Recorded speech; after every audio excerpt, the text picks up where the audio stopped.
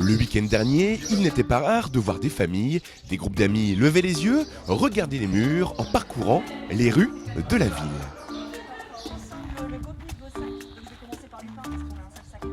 La raison, un escape game Lupin dans la ville était organisé samedi après-midi à Saint-Quentin.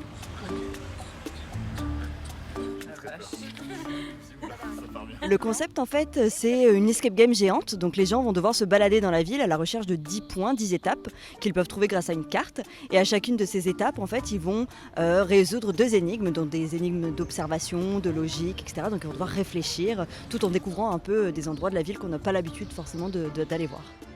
Ils ont un téléphone où ils ont accès à un site internet qui va leur poser donc les énigmes, etc., qui va leur montrer tout ce qui est observation.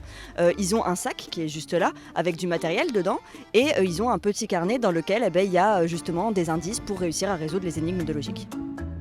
Là, c'est un petit affrontement entre Arsène Lupin et Irène Adler. C'est une enquête un peu spéciale cette année où le but, ça va être aussi d'essayer de donner le plus de points possible à son équipe. Il va y avoir 2-3 énigmes où c'est des énigmes un peu d'opposition, où ils doivent essayer de donner plein de points à leurs équipes, tout ça.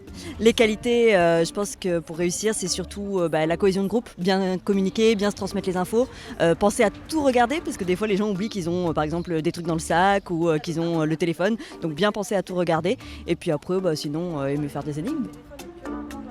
Parce qu'on fait ça un peu partout en France, et du coup on essaie de toucher un peu toutes les villes dans les alentours. Donc là on est à Saint-Quentin aujourd'hui, on est à Cambrai demain, et il y a d'autres leaders qui sont ailleurs en France, dans d'autres régions. Donc l'idée c'est vraiment de conquérir la France, on va dire. Un événement qui a attiré petits et grands, qui plus est, sous un très grand soleil. Pour trouver une activité sympa avec les garçons un samedi après-midi ensoleillé, et puis en plus pour visiter aussi l'architecture de Saint-Quentin, voilà. On fait déjà des chasses au trésor et tout ça, mais les escape games c'était la première fois.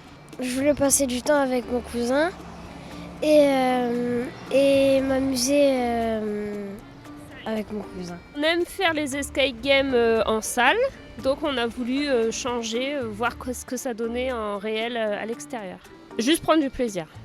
Passer une belle après-midi. On aime bien les escape games. En général, on fait toujours des escape games on va dire, dans des bâtiments fermés. Puis là, c'est l'occasion d'aller faire un escape game au grand air. C'est l'occasion de passer un moment en famille. Ils peuvent même s'arrêter, manger une glace s'ils veulent quand il fait beau comme aujourd'hui. Donc c'est plutôt sympathique.